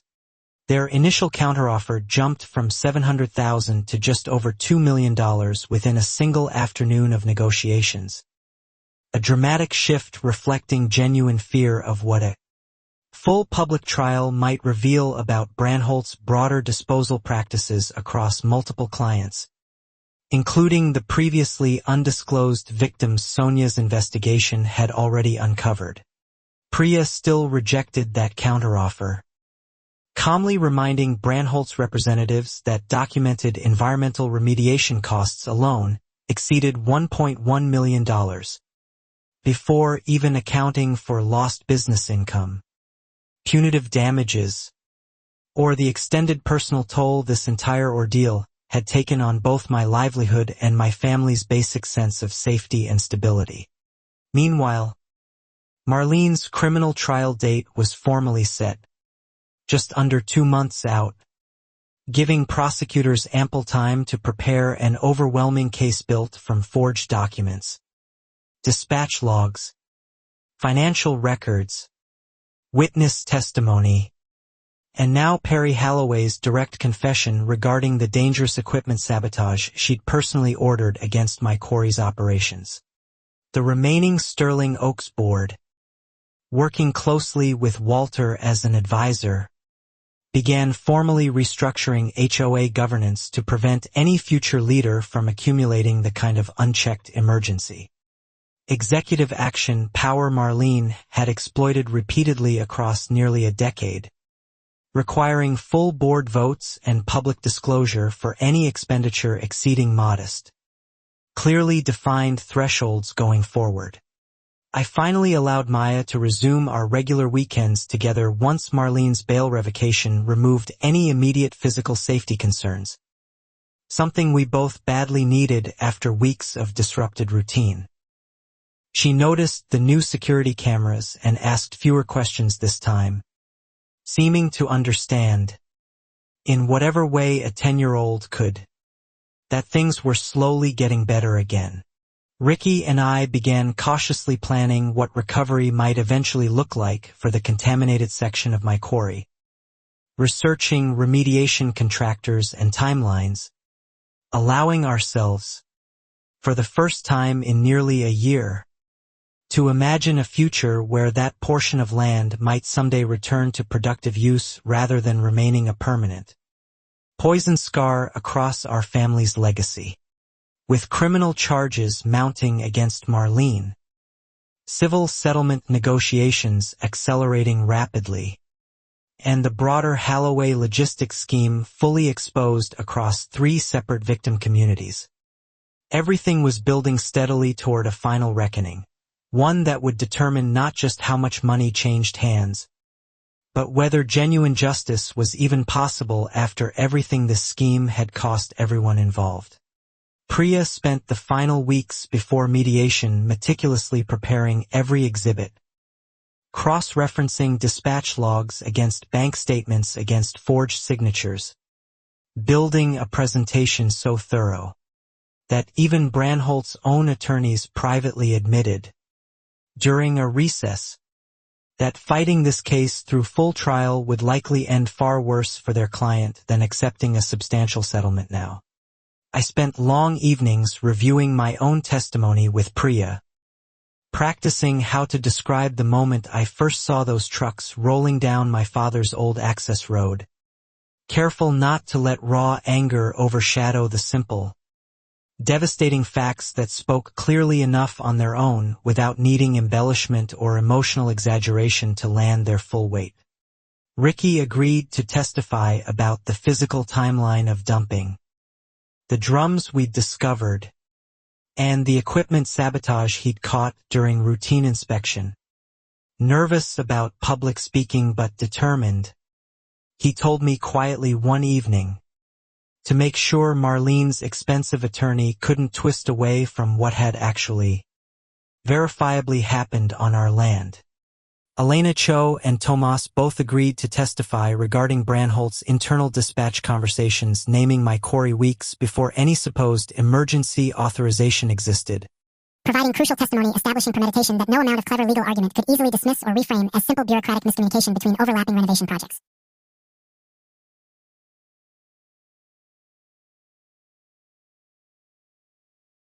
Walter Higgs prepared detailed financial testimony explaining exactly how Holloway Logistics had functioned as a shell company, walking through years of HOA budget documents with the patient precision of a retired accountant determined to make even the most complex financial manipulation completely understandable to anyone listening, juror or judge alike. Otis Brennan, the elderly farmer from 2 counties over, agreed to travel and testify personally about his own decade-old experience with Holloway Logistics, providing crucial pattern evidence that transformed Marlene's scheme from an isolated incident into a demonstrated, repeated criminal enterprise spanning multiple victims and years of calculated, undetected operation. Marlene's defense attorney attempted one final procedural maneuver, requesting a continuance to prepare additional character witnesses attesting to her years of genuine community service. A request the judge denied firmly given the trial date had already been set for weeks and further delay served no purpose beyond potentially allowing additional witness intimidation to occur. Doug Cutler's formal cooperation agreement with prosecutors was finalized during this period, guaranteeing his testimony against Marlene in exchange for significantly reduced personal charges. A deal that effectively ensured the prosecution's case against her would include damning testimony from someone who'd once been her closest financial partner and spouse throughout the entire scheme. I learned Doug's cooperation agreement required him to testify specifically about the $90,000 funneled toward Marlene's personal credit card debt, removing any remaining possibility that her defense could frame HOA Logistics as merely a poorly managed but ultimately legitimate disposal business rather than a deliberate personal enrichment scheme. Priya finalized our civil damages calculation at just over $4.6 million total, combining environmental remediation, lost business income, punitive damages for premeditated fraud, and additional compensation tied specifically to the intimidation campaign and equipment sabotage that had genuinely endangered both Ricky's safety and my own throughout this entire ordeal. Branholt Excavations insurance carrier, facing the combined weight of my civil claim alongside Otis Brennan's now public prior case, finally agreed to a substantial settlement figure privately, separate from whatever Marlene and Doug might personally owe through both criminal restitution and additional civil liability once mediation formally concluded in the coming weeks. I sat with Priya reviewing that settlement figure late one evening, feeling a strange numbness rather than excitement, still unable to fully separate the money from everything it represented. Months of fear, sabotage, a contaminated quarter of my father's quarry, and a community fractured by one woman's relentless hunger for control and personal enrichment. Maya, sensing my distraction one evening, asked simply whether the bad stuff was almost over. I told her honestly that it mostly was, that the people who'd hurt our family and our land were finally being held accountable, and that soon we could focus entirely on rebuilding rather than just surviving whatever new complication arrived each week. Frank Ostrowski organized a small, informal Sterling Oaks gathering specifically to thank everyone who'd helped expose Marlene's scheme: Walter, Elena, Tomas, Ricky, and myself. A quiet acknowledgement from neighbors who'd once believed her manufactured version of events, now genuinely grateful for the courage it had taken to keep pushing until the truth finally surfaced. I stood in Frank's backyard that evening, surrounded by neighbors who'd once avoided eye contact with me at the gas station, and felt something unexpected settle in my chest. Not quite forgiveness for the community's initial doubt, but something closer to understanding how completely Marlene had manipulated genuine, decent people for nearly a decade. Sonia Alvarez called with confirmation that the criminal trial's evidence presentation would formally include Perry Holloway's confession, Reg Dawes' cooperation, Doug Cutler's testimony, and the complete HOA Logistics financial trail spanning 3 victim communities, representing what she called, without exaggeration, one of the most thoroughly documented HOA fraud cases she'd personally ever investigated. Priya warned me the mediation session itself would likely be intense, with Branholt's attorneys attempting last-minute arguments to shift blame primarily onto Marlene's forged authorization, rather than accepting their own company's clear negligence in failing to verify proper disposal authorization before dumping 6,000 tons of debris onto anyone's private property. I spent the night before mediation unable to sleep much, walking the northern ridge of my quarry alone under a clear sky, thinking about my father, about everything he'd built, with nothing but stubborn persistence and an old excavator, and wondering, Honestly, whether he would have handled any of this with more patience than I sometimes managed to find. Ricky met me at the quarry gate early that morning, quietly handing me a thermos of coffee exactly the way my father used to make it, saying nothing more than "Let's finish this the right way," a simple, steady presence that reminded me why my father had trusted him for 15 years before I ever inherited this responsibility myself.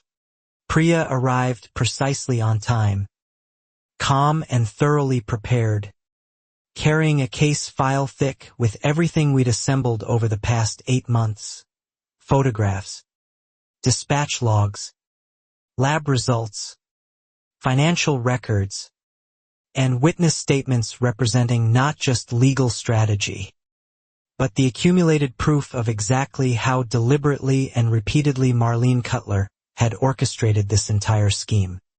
Branholt Excavations' legal team arrived looking noticeably more subdued than during earlier negotiation rounds, clearly having recalculated their exposure risk after reviewing the complete evidence file Priya had formally submitted ahead of today's session, including Otis Brennan's decade-old case now firmly established as part of an undeniable, repeated pattern. Marlene's defense attorney arrived separately, representing her interests specifically regarding the civil portion of damages, even as her criminal trial loomed just weeks away. His expression carrying the particular strain of someone managing a client whose options had narrowed dramatically. I watched Marlene herself enter the mediation room last, dressed plainly rather than in her usual polished HOA president attire, looking smaller somehow than the confident woman who'd once stood before 200 residents claiming I was endangering their community. 9 months of mounting consequences had visibly worn down whatever armor she'd once carried so effortlessly. The mediator, a retired judge named Harold Voss known for handling complex environmental disputes, opened proceedings by reminding everyone present that the goal was reaching a fair, enforceable resolution rather than relitigating criminal matters better suited for the upcoming trial, though everyone in that room understood how thoroughly the two cases remained intertwined regardless. Priya began methodically, laying out the full timeline once more for the official mediation record, the forged authorization, the dispatch logs proving premeditation, the shell company embezzlement, the intimidation campaign, and finally the equipment sabotage that had genuinely endangered lives, building toward a specific, carefully justified final compensation figure. Branholt's attorneys attempted their anticipated argument, insisting Marlene's forged document had deceived their company just as thoroughly as it had deceived me, technically shielding Branholt from full liability for knowingly dumping unrelated commercial demolition waste alongside the Sterling Oaks debris without any legitimate authorization whatsoever for that additional material. Priya countered immediately, presenting Tomas's dispatch logs showing Branholt's own dispatcher joking about dumping it on the quarry guy weeks before Marlene's forged document even existed. Proof that Branholt's negligence extended well beyond simply trusting fraudulent paperwork into active, willing participation in choosing an unauthorized dumping location from the very beginning. That single piece of evidence visibly deflated Branholt's primary defense strategy, forcing their attorneys into a brief private consultation before returning with a revised settlement offer, significantly higher than their previous counteroffer, clearly recognizing that continuing to argue innocent reliance on forged paperwork no longer held any real strategic value in this room. Marlene's attorney, watching Branholt's position collapse in real time, quietly requested a private consultation with Priya and myself, signaling for the first time genuine willingness to negotiate Marlene's personal civil liability seriously, Rather than simply delaying proceedings while awaiting whatever outcome her separate criminal trial might eventually produce weeks later. I stepped into that private consultation room feeling strangely calm, considering everything that had led to this exact moment. Nearly a year of contamination, financial strain, threats, sabotage, and relentless legal maneuvering, all converging now toward whatever final number would represent some measure of accountability for what my family's quarry had actually endured. Priya squeezed my shoulder briefly before we sat down across from Marlene's attorney, murmuring just loud enough for me to hear, "This is it, Grant. Whatever happens in the next hour decides how this ends." I nodded, took a slow breath, and finally let myself believe that, after everything, we were genuinely close to the finish line.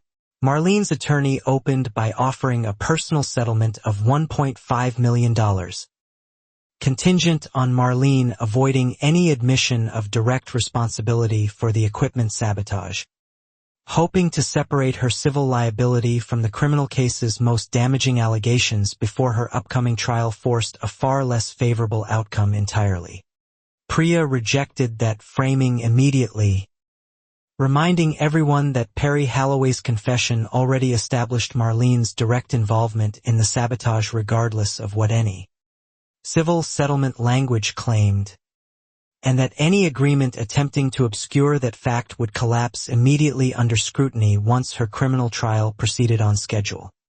Marlene, sitting quietly until that moment, finally spoke directly for the first time throughout the entire process, her voice tight with something between defiance and genuine desperation.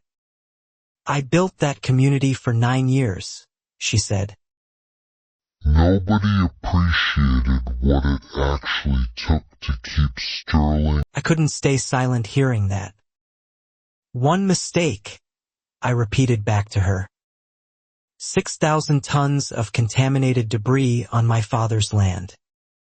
3 victim communities. Forged documents. Safety. Sabotaged equipment that could have killed Ricky. That's not one mistake, Marlene. That's 9 years of deliberate choices." She stared at me for a long moment, something flickering behind her eyes that I couldn't quite name. Not remorse exactly, but perhaps the first genuine acknowledgement that her carefully maintained justification, the story she'd told herself for years about protecting her community, had finally, completely run out of room to hide behind any longer. "You don't understand the pressure," she said quietly, almost to herself. "Doug's business failing. The renovation costs spiraling. Everyone expecting me to just handle it. Always handle it, without ever asking how." It was the closest thing to an explanation she'd offered throughout this entire process, though it explained motive without excusing a single action taken. Priya, sensing the emotional shift, calmly redirected proceedings back toward concrete numbers, presenting our finalized calculation, $1.1 million for environmental remediation, $800,000 for verified lost business income, and additional damages for intimidation and sabotage, bringing Marlene's individual civil liability portion to just over $2 million. Marlene's attorney pushed back once more, arguing his client's personal assets, even including the frozen mountain property, couldn't realistically cover $2 million without completely bankrupting her, especially given the substantial criminal restitution she'd likely also owe once her trial concluded in the coming weeks regardless of this civil settlement's outcome. Priya's response was measured but unyielding. Then perhaps she should have considered that before embezzling hundreds of thousands from her own neighbors, forging documents, and paying her husband's cousin to sabotage equipment that could have seriously injured someone. Financial consequence is exactly what accountability looks like. Mr. Kessler, Judge Voss, the mediator, allowed a brief recess, during which Marlene's attorney conferred privately with her for nearly 20 minutes. When they returned, his tone had shifted noticeably, suggesting whatever conversation occurred had finally convinced Marlene that continued resistance risked an even less favorable outcome once her criminal trial began. My client will agree to $1.8 million in civil liability, Kessler announced, structured as partial immediate payment from remaining unfrozen assets, with the balance secured against future income and any restitution ordered through her criminal proceedings, avoiding duplicate collection while still ensuring Mr. Ellison receives full compensation eventually. Priya requested a brief recess herself, stepping into the hallway with me to discuss the structure. It's workable, she said, especially combined with Branholt's revised offer. Between both settlements, plus whatever criminal restitution eventually gets ordered, we're looking at total recovery well beyond $4 million. Possibly significantly more depending on final numbers. Back in the mediation room, Branholt's attorneys, having watched Marlene's position collapse further, returned with their own revised final offer, $2.9 million, covering the company's negligent participation in dumping unauthorized commercial demolition waste alongside the Sterling Oaks debris, plus damages tied to the hazardous drums discovered on my property. I sat quietly doing rough math in my head as both offers came together. Marlene's $1.8 million, Branholt's $2.9 million, realizing the combined total already exceeded $4.7 million before even accounting for whatever additional restitution Marlene's criminal trial might separately impose once sentencing eventually occurred.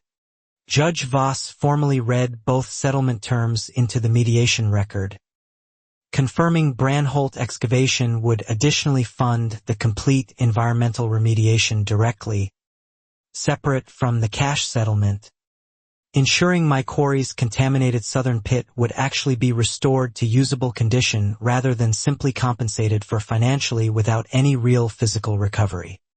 Marlene signed her portion of the settlement with a hand that visibly trembled, her attorney explaining afterward that the agreement remained contingent on court approval given her ongoing criminal proceedings, but that both parties intended it as final regarding civil liability specifically, separate from whatever additional restitution the criminal court might order. Watching her sign that document, I felt none of the satisfaction I'd imagined during those darkest months when contamination sat unresolved across my quarry and threats arrived through anonymous letters and slashed tires. Instead, I felt only a kind of exhausted clarity. This was simply what accountability looked like.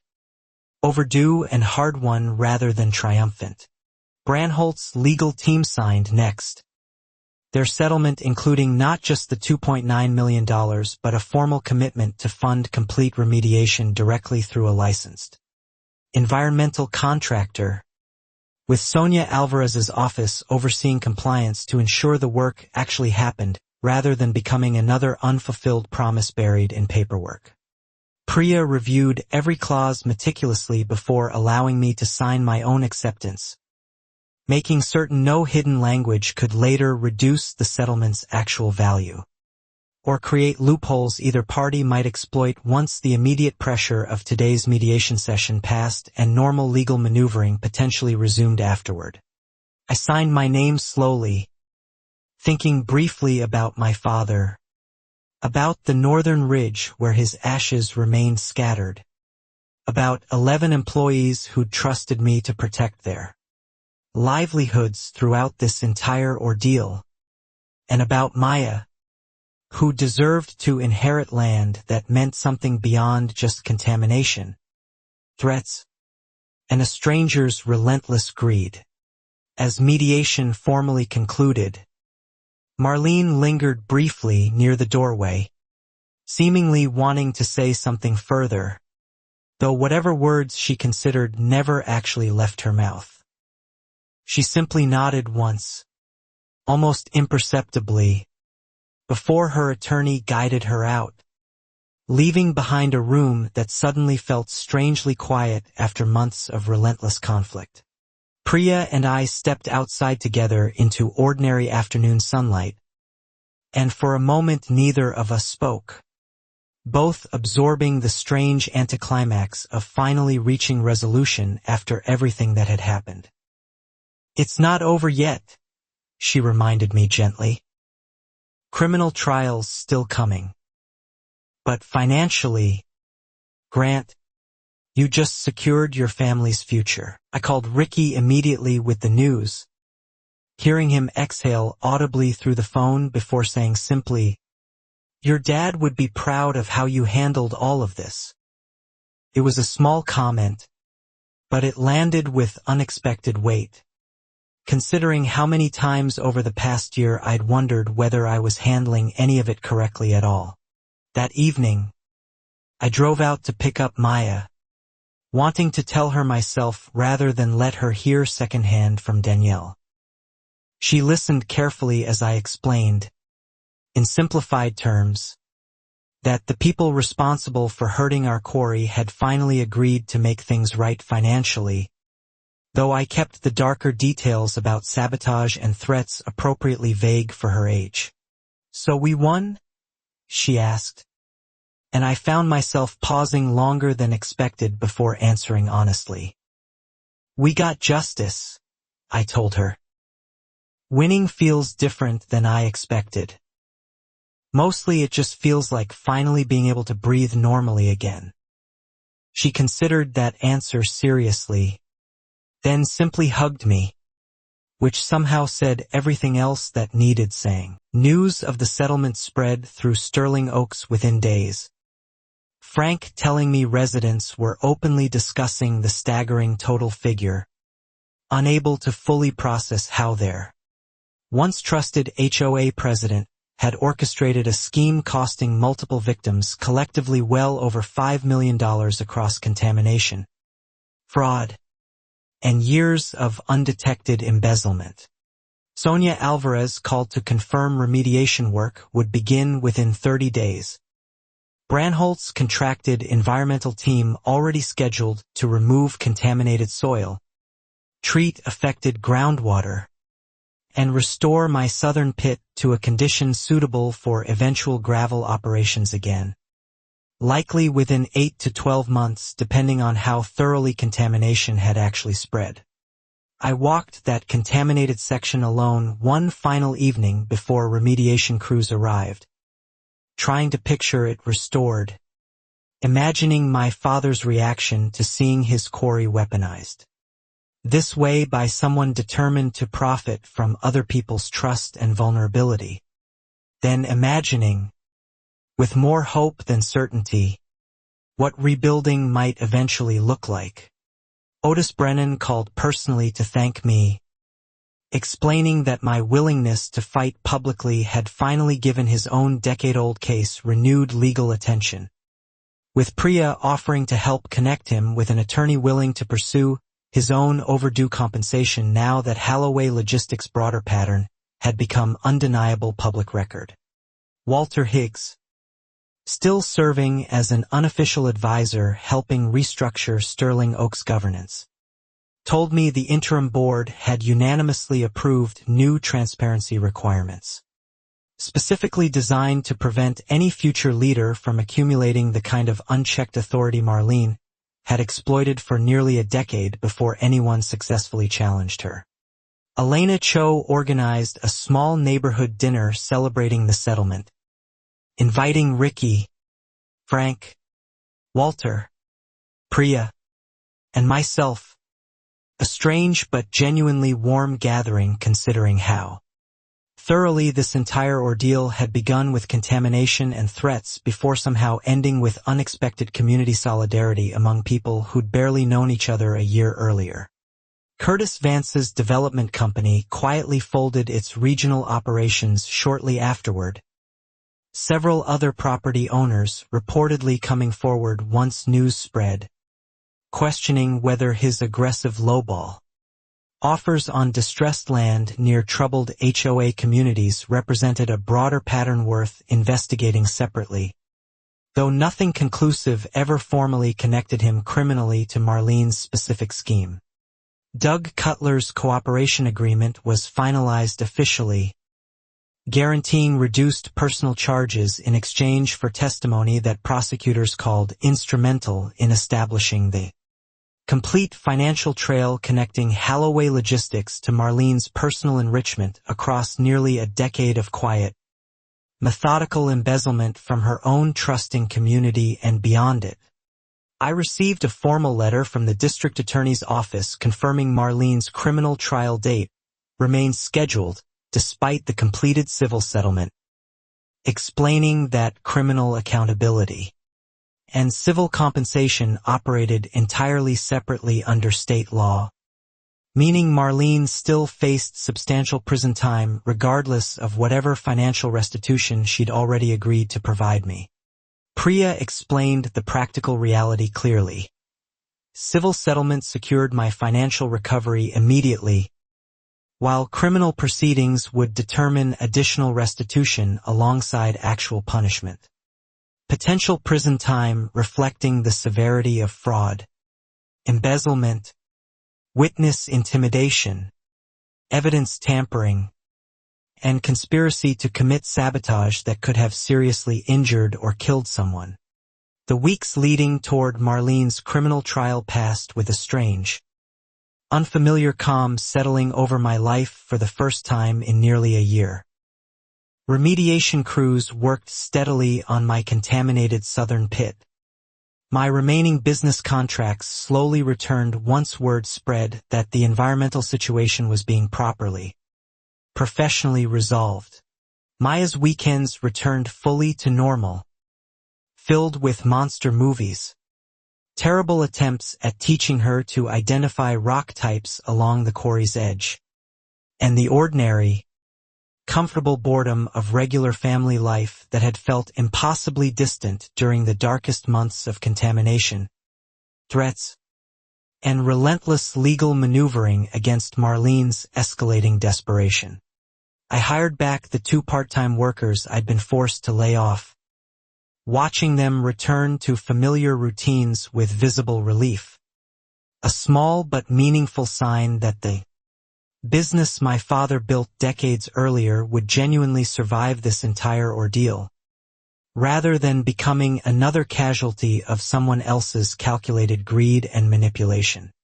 Ricky and I spent an entire weekend simply maintaining equipment together. No crisis demanding immediate attention for once. Just ordinary quarry work that felt almost luxurious after months of contamination assessments, legal depositions, and constant vigilance against whatever new threat Marlene's unraveling desperation might produce next during this exhausting process.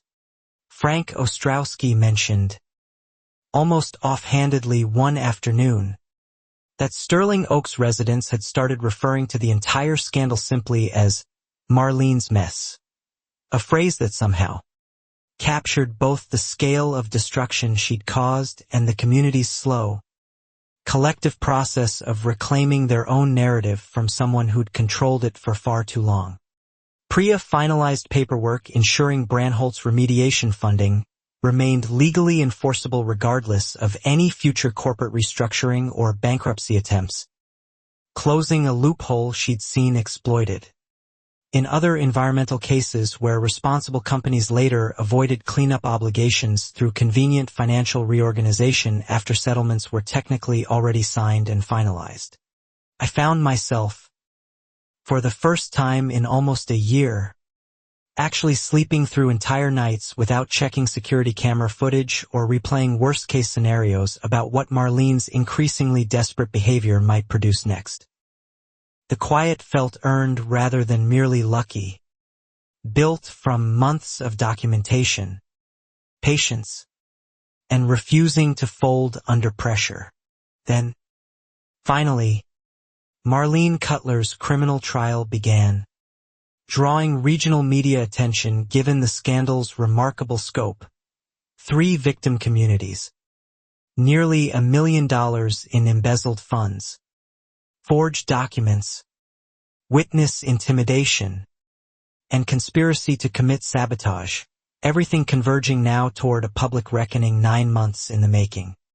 The trial opened with prosecutors presenting an overwhelming timeline, beginning with Tomas's dispatch logs proving premeditation weeks before any forged authorization existed, moving through Walter's detailed financial testimony explaining HOA logistics, and building toward Perry Holloway's devastating confession regarding the equipment sabotage Marlene had personally ordered against my quarry.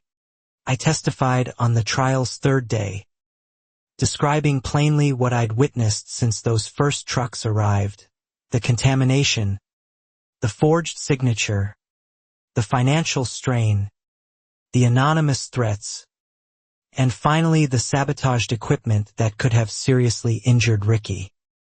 I kept my voice steady, letting the accumulated facts carry their own devastating weight without embellishment.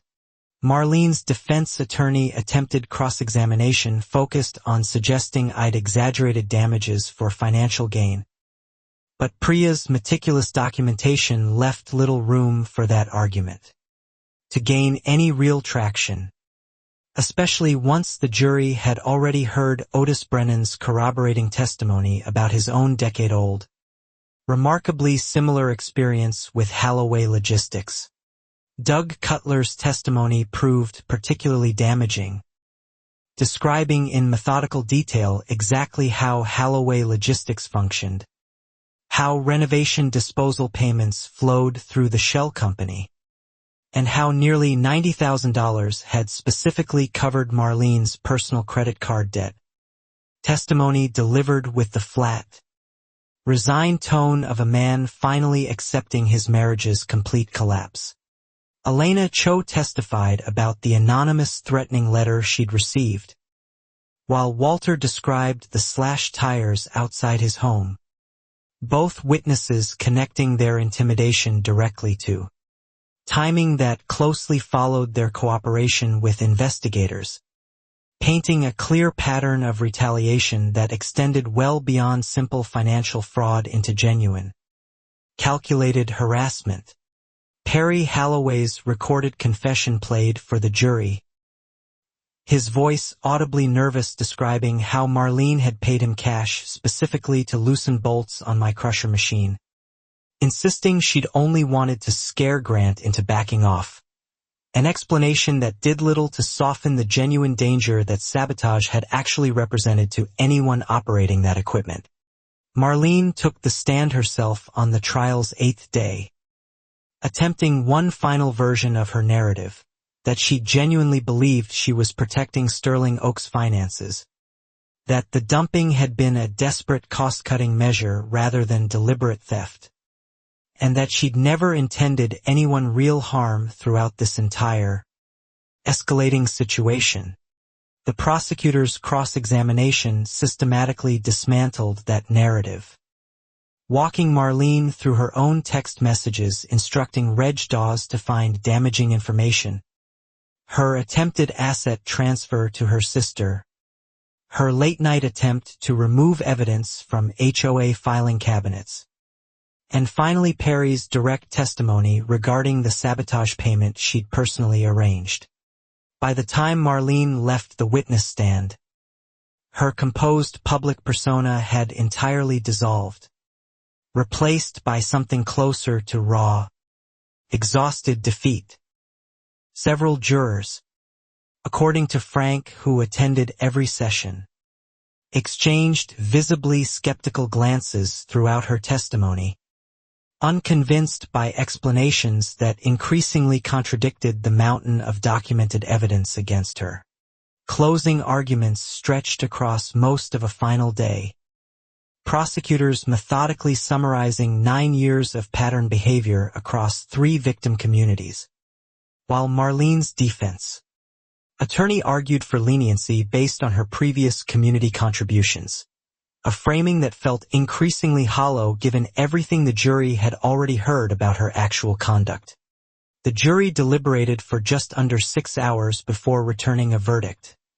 Guilty on all counts, including embezzlement, fraud, conspiracy, witness intimidation, evidence tampering, and conspiracy to commit criminal sabotage. The courtroom remained quiet as the verdict was read, though I noticed Frank gripping the bench in front of him with visible relief. Sentencing was scheduled for 6 weeks later, giving both prosecution and defense time to prepare formal recommendations, though Sonia Alvarez privately told me the overwhelming evidence and demonstrated pattern of escalating, dangerous behavior made a substantial prison sentence, likely several years, extremely probable given state sentencing guidelines for these combined charges.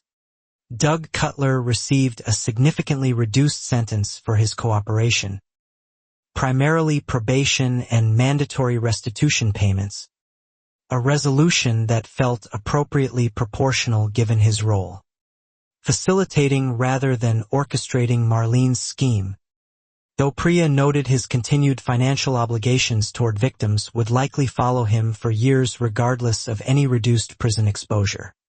At formal sentencing, the judge specifically cited the equipment sabotage as an aggravating factor demonstrating genuine disregard for human safety beyond simple financial crime, sentencing Marlene to 7 years in state prison alongside substantial court-ordered restitution to all 3 identified victim communities: myself, Otis Brennan, and the 3rd previously undisclosed community Sonia's team had located.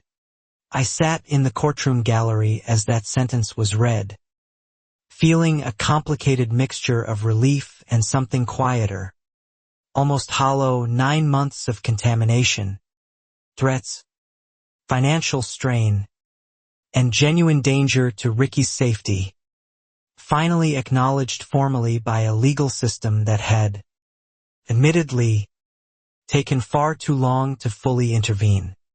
Marlene showed no visible reaction as the sentence was announced, her earlier composed confidence entirely replaced now by something flat and resigned.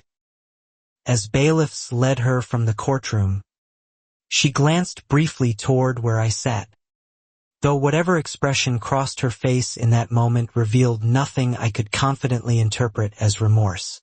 Frank found me outside the courthouse afterward, along with Elena, Walter, and Ricky, all of us standing together in slightly stunned silence, absorbing the strange anticlimax that often follows long-awaited justice, not triumphant celebration, but something quieter, more like finally exhaling after holding your breath for the better part of a year.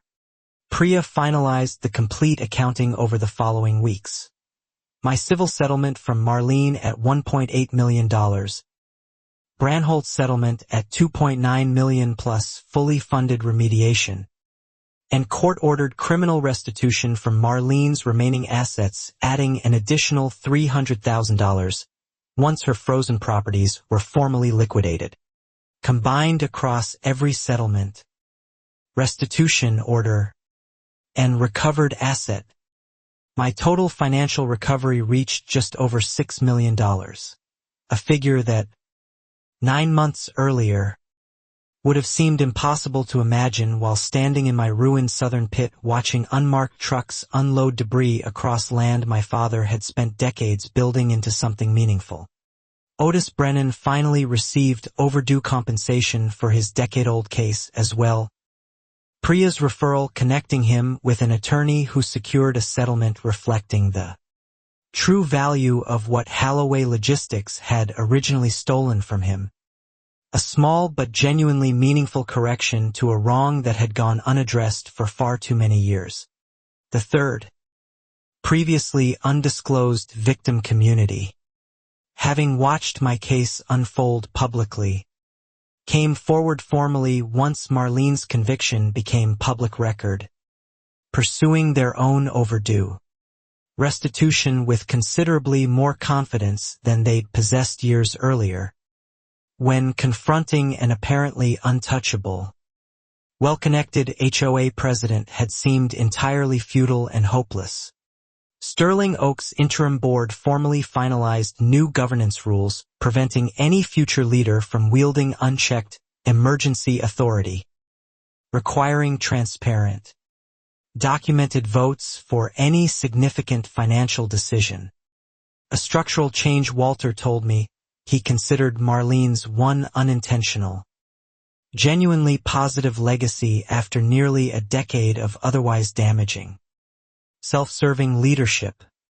I used a portion of my settlement to finally pay off my father's original equipment loans entirely, something that had felt like a distant, uncertain goal throughout most of my adult life running this quarry, and something I know he would have found almost unbelievable, considering how close everything had come to complete financial collapse. Remediation crews completed restoration of my contaminated southern pit roughly 10 months after settlement. Sonia's office certifying the soil and groundwater as fully safe for continued quarry operations, allowing me to finally reopen that section for gravel extraction, quietly reclaiming land that had briefly become a battlefield in someone else's desperate, calculated scheme. Maya helped me plant a small memorial garden near the northern ridge shortly afterward, close to where my father's ashes had been scattered years earlier, a quiet gesture marking not just his memory, but everything our family's quarry had survived since strangers first tried to bury it under 6,000 tons of contaminated debris and empty ambition. Ricky, Frank, Elena, Walter, and Priya all attended a small gathering I organized once the remediation finished completely, less a celebration of money recovered than genuine acknowledgement of everyone who'd refused to stay quiet, cooperate with intimidation, or accept Marlene's carefully constructed version of events throughout this entire, exhausting ordeal. I think often about Marlene's own words during mediation, insisting nobody appreciated what it actually took to run Sterling Oaks smoothly for 9 years. What it actually took, in the end, was betraying her neighbors' trust repeatedly, embezzling hundreds of thousands of dollars, and nearly destroying an innocent family's legacy simply to maintain an illusion of control. 6,000 tons of debris once buried my father's quarry beneath contamination, fear, and someone else's desperate greed. In its place now sits restored land, a small memorial garden, a stronger community with better safeguards, and $6 million proving, definitively, that Marlene Cutler's carefully maintained illusion of untouchable authority had always been exactly that, an illusion. Marlene remains incarcerated today, her appeals so far unsuccessful, while Doug quietly relocated out of state following his probation term, reportedly estranged from what remains of their marriage and most of their previous social connections throughout Sterling Oaks and the surrounding community that once trusted them both completely. Sterling Oaks Estates elected new HOA leadership the following spring, choosing Frank Ostrowski as interim president specifically because residents trusted his demonstrated willingness to challenge wrongdoing openly, rather than simply accepting confident, polished leadership without genuine scrutiny of how decisions actually got made behind closed doors. My quarry business fully recovered within the following year. Contracts restored, reputation intact, and profitability exceeding pre-scandal levels once word spread throughout the region about how thoroughly I'd fought back against contamination, fraud, and intimidation rather than quietly accepting whatever settlement Marlene had originally hoped I'd desperately take. Otis Brennan and I still occasionally speak by phone. Two strangers connected permanently by Marlene's scheme. Both grateful the truth eventually surfaced even though it took years longer than either of us would have preferred, and cost considerably more in stress, fear, and uncertainty than either of us ever should have had to endure.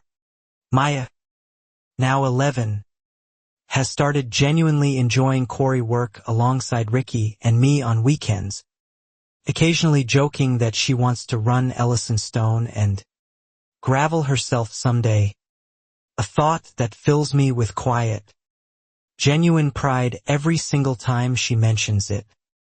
However far off that future actually remains. Walter Higgs still advises Sterling Oak's board informally, ensuring the transparency reforms implemented after Marlene's downfall remain genuinely enforced rather than quietly abandoned. Once public attention eventually moved elsewhere, a small but meaningful safeguard against any future leader ever accumulating that same dangerous, unchecked level of authority again. My father always told me that land remembers everything done to it, good and bad alike, and standing on my fully restored quarry today, I finally understand exactly what he meant by that simple, patient truth. Marlene Cutler tried to bury my family's legacy under 6,000 tons of contaminated debris and 9 years of unchecked, corrupt authority, believing quiet complicity would protect her indefinitely from any real consequence. Instead, she buried herself, and I walked away with $6 million, a restored quarry, a stronger community, and proof that patience, evidence, and refusing to back down can outlast even the most determined Karen. The END.